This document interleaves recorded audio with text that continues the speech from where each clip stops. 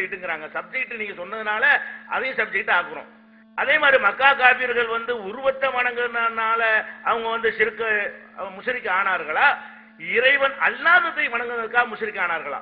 அது உருவமோ உருவமற்றதோ இறைவன் அல்லாததை வணங்கியதற்காகத்தான் முஷ்ரிக் ஆனார்கள் என்பதற்காக நான் சொன்னேன். காத்த வணங்கினால் அதை ஒத்துக்கொள்வீர்களா?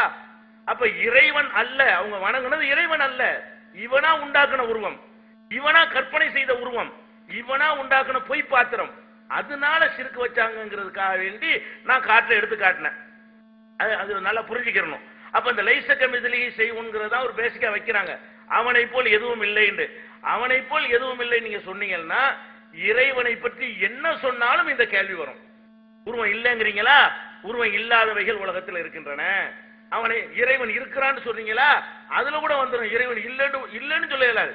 இறைவன் இல்லைன்னு சொன்னாலும் அவனை போல் எதுவும் இல்லைன்னு இருக்குத, இல்லாத உலகத்தில் நிறைய இருக்கு, இல்லாதவைகள் நிறைய இருக்குத அப்படின்னு வந்துடும். இது ஒரு குழப்பமான தத்துவம். ஒழுங்கு அந்த ஆயத்தை விளங்குங்க. அதுக்காக சொன்னதை வந்துகிட்டு அதுவா சப்ஜெக்ட்னு கேட்கிறாரு. புரிந்து கொள்ள வேண்டும்.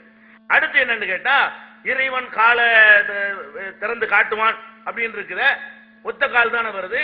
இறைவன் ஒத்த கால் உள்ளவனா? கேள்வி பாருங்க. சரி, ஒத்த கால் அது என்ன அர்த்தம்? அப்ப அதுக்கு அர்த்தம் இல்லைன்னு சொன்னா அப்ப என்னத்துதான் இல்ல காட்டுறான்?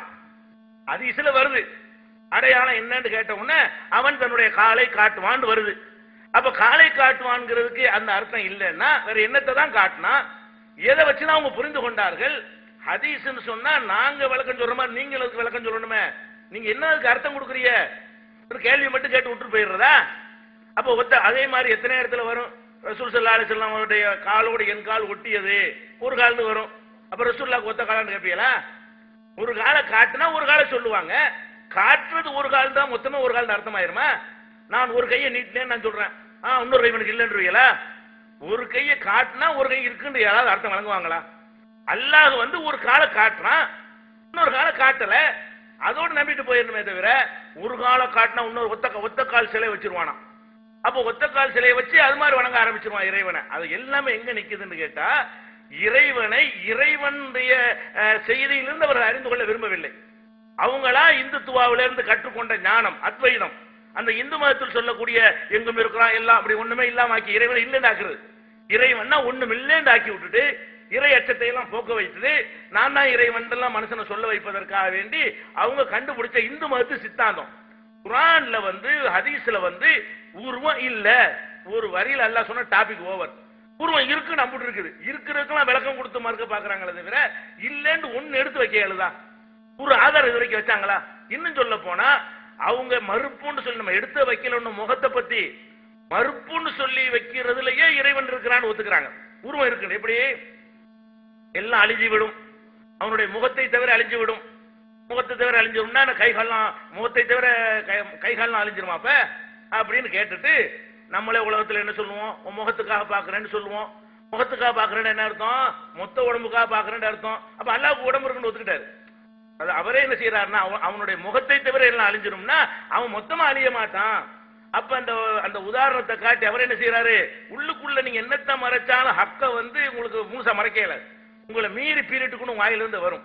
அப்ப அவங்க வார்த்தையிலிருந்து என்ன வருகிறது? இறைவனுக்கு உருவம் இருக்கு, சூனியம் கிடையாது, ஒண்ணுமில்லாம ஆக்க பாக்குறாங்க. இறைவன்னா இறைவனை பத்தி பயமே மக்களுக்கு இல்ல. காரணம் என்ன? இறைவன்னா ஒண்ணுமே இல்ல, பயம் வர மாட்டேங்குது. பாக்குவாங்க கேட்பாங்க அப்படின்னு ஒரு பயம் வரும். அப்ப அல்லாஹ் சொன்னபடி இறைவனை சொல்லாத காரணத்தினால, அல்லாஹ்வுடைய ரசூல் சொன்னபடி இறைவனை சொல்லாத காரணத்தினால இந்த மாதிரி எல்லாம் வருது. அடுத்து என்ன? அப்ப அல்லாஹ்வுக்கு ரெண்டு உருவமா? அடுத்த கேள்வி என்னது? முதல்ல பார்த்தார்களே அது இல்லாத வேற வடிவத்தில் வருவாண்ட உடனே அப்ப ரெண்டு உருவமா? ஆமா, இதுல என்ன உங்களுக்கு ஆச்சரியம் இருக்குது? அல்லாஹ்வுடைய ரசூல் அப்படி சொன்னாங்கன்னா முதல் ஒரு வடிவத்தில் வந்தா ரெண்டாவது வடிவத்தில் நம்பிட்டு போங்களேன். நாங்களா சொல்றோம்? நாங்களா சொன்னா இந்த கேள்வி கேட்கணும். ஏன் ஜிப்ரீலுக்கு ஒரு 600 ரெக்கைகள் உள்ளவராக ஜிப்ரீல் இருக்கிறாரு, அது அவருடைய வடிவம். அவரே ஒரு மனுஷன் மாதிரி வரலையா? ஜிப்ரீல்ங்கிற ஒரு வானவரை ரசூலுல்லாஹ்ட்ட வந்து ஒரு மலக்கு மனிதன் மாதிரி வந்து இஸ்லாத்தை பத்தி எல்லாம் கேள்வி கேட்கலையா? திஹியத்துல் கலபிங்கிற சஹாபியுடைய தோற்றத்தில் அடிக்கடி ரசூல் ஸல்லல்லாஹு அலைஹி வஸல்லம் வந்து பார்க்கலையா?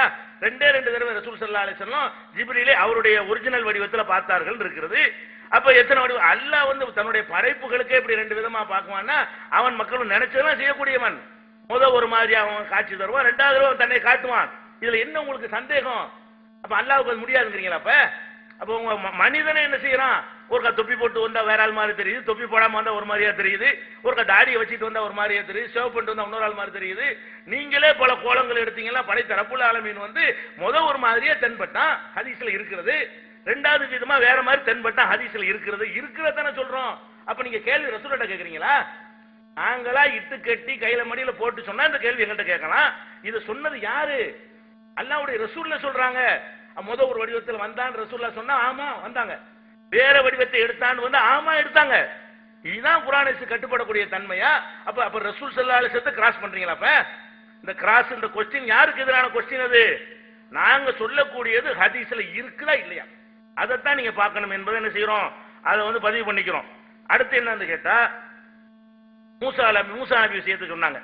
மூசா நபி இறைவனுடைய அந்த தஜல்லியை பார்த்த உடனே மூர்ச்சையாய் விழுந்தார்கள். அது கூட தப்பா சொல்றாங்க. மூசா நபி இறைவனை பார்த்தாங்க, இறைவனுடைய தஜல்லியை பார்த்தாங்க, பார்க்கலன்னு சொல்ற வசனத்தை வாசிச்சு பார்த்தாங்கன்னு அர்த்தம் செய்யறாரு. மூசா நபி என்ன கேட்டாங்க? ரப்பி அருணி அன்னுரு இலைக்க, இறைவா உன்னை நான் பார்க்கணும் காட்டு அப்படின்னு கேட்டாங்க. காரல் அந்தரானே, நீ பார்க்க முடியாதுப்பான்னு சொல்லி எல்லாம் நினைஞ்சிட்டான், சொல்லிட்டான். சொல்லி என்ன பண்றான்?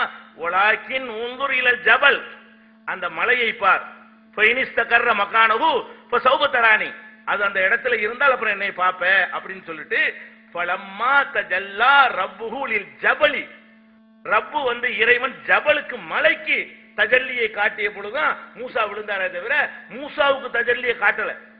மூசாவுக்கு தஜல்லியை பார்த்து விட்டு வழியை பார்த்து விட்டு விழுந்தார்கள் இல்லாத, குர்ஆன்ல இல்லாத ஒன்றை கூட இல்ல. மலை என்று தெளிவா சொல்லி இருக்கும் பொழுது மலை இடத்துல மூசா கொண்டு வச்சு விட்டாரு. மூசாவுக்கு இறைவன் தஜல்லியை காட்டினான், மூசாவுக்கு காட்டலன்னு சொல்ற வசனத்தை வாசிச்சு மூசாவுக்கு காட்டினான். இப்படித்தான் எல்லாத்தையும் புரிஞ்சுக்கிறீங்க, ஒன்னு புரியுறீங்க. அடுத்து என்னன்னு கேட்டா, முக்கியமா அவர் கேட்ட கேள்வி என்ன? முதல்ல பார்த்தாங்கல்ல, அது எப்படி வருதுன்னா, ஜப்பாரு, ஜப்பார் வருவான். ஜப்பார்னா இறைவன். பி சூரத்தின், ஒரு வடிவத்தில், ஒரு உருவத்தில் வருவான். என்ன உருவம்? கைரி சூரத்தி இல்லத்தி ரஅஹு